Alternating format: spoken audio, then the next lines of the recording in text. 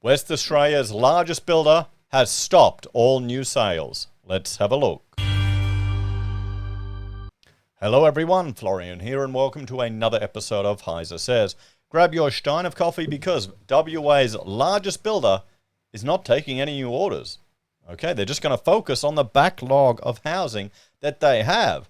So I guess it's better that they're doing that rather than taking all these clients and losing them their deposits if they get into trouble. So in one way it's sensible, but this isn't going to be good for housing supply, is it? And this is an issue I've been raising about the construction apocalypse just destroying our ability to meet the demand for housing that's required. Everyone's coming back to Australia, guys. Life is returning back to normal. We can't build these houses people need. So WA's largest home builder, BGC, freezes new home sales. Australia's fourth largest home builder, BGC Housing Group, has ceased taking any new home orders to allow it to work through a lengthy backlog of delayed residential and commercial projects. So West Australia's largest home builder, BGC Housing Group, has announced it will no longer accept any new home sales orders to allow it to complete a massive backlog of commercial and residential projects. The revelation on Monday, April 3rd, that labour shortages have made it impossible to meet deadlines comes as a class action lawsuit is before the federal court, initiated by hundreds of disgruntled customers frustrated by long delays in the building of their new homes. They should be taking the government to court because they're the ones that overheated this market, everyone. But, they'll still keep voting for the same stuff, and I don't think Labor is going to be any different. The class action will allege that homeowners suffered building delays and extensions outside of what is fair and reasonable, as well as building contract issues with the group and price increases following the commencement of construction delays. We'll have to see the outcome of that. We really will. It'll be interesting to see what happens, because we've gone through extraordinary times. So what's fair and reasonable, that might change for that period. BGC, also Australia's fourth largest home builder, has also run into problems with the structural defects besetting its major apartment complex called Shenton Quarter that is under construction in Shenton Park. A union rep from the CFMEU told API magazine that it had serious concerns about the development, which is also 12 months behind schedule. Without singling out BGC specifically, the CFMEU added that numerous large WA construction companies were now susceptible to higher costs because they had attracted business at a point that was barely viable even at the time. Now, this is the problem with a lot of these builders. Sometimes they go in so tight to win jobs. You hear the story all the time, what their margins are, like 1%, sometimes even less. Or they come and then they start squeezing on the subbies to make the difference. I'm sure that never happens, but no fixed date to end the BGC sales freeze. BGC has been gradually reducing its new orders over the past year, culminating in the complete freeze now initiated. In July 2022, BGC Housing Group placed a cap on its new home sales to allow the business to focus on completing homes already under construction. The company issued a statement Monday saying ongoing labour shortages in the construction sector were to blame and would result in some job losses. In it, Michael Bardia, Executive General Manager, BGC Housing Group, said the sales halt would be reviewed when the availability of labour improves and a decision on recommencing sales would be based on market conditions at the time. This decision, effective immediately, will allow us to focus all our resources entirely on existing customers, many of whom we know have experienced frustrating delays, he said. The decision will impact some jobs in the business's sales and administration departments, and wherever possible, redeployment opportunities will be offered.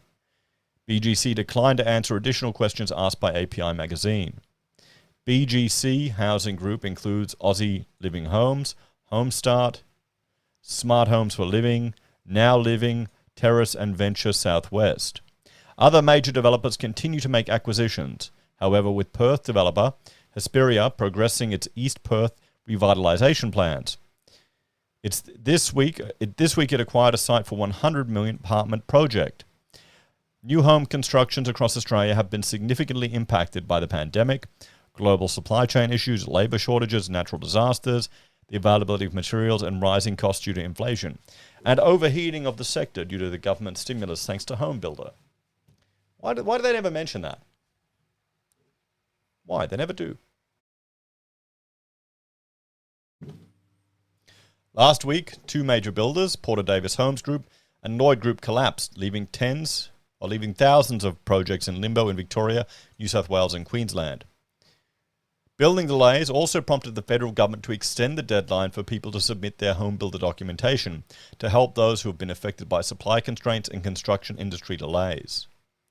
So construction woes are a long time coming. A highly experienced Perth-based roof carpenter, Scott, who declined to give his surname to protect his employment status, said the state and federal grants that caused a massive building boom were largely responsible for the current plight of the industry. There you go. Someone with actual experience is saying it like it is, isn't it?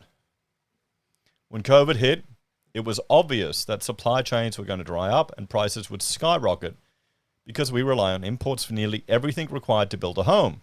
So the artificially created boom was the stupidest thing I've ever seen in my professional career, Scott told API Magazine. There you go. I guess none of us watching the channel will be surprised at this. And all of you in the construction game wouldn't be surprised at all, would you? You'd probably be surprised that they're actually talking to a tradie. I guess this involves more than just looking on Twitter for the reporter, eh? So good work. Companies large and small were taking the piss, grabbing as much work as they could with no regard for workers who, due to labour shortages, were working 6 or 7 days a week. If this is being played out across the country, it's no wonder builders are folding.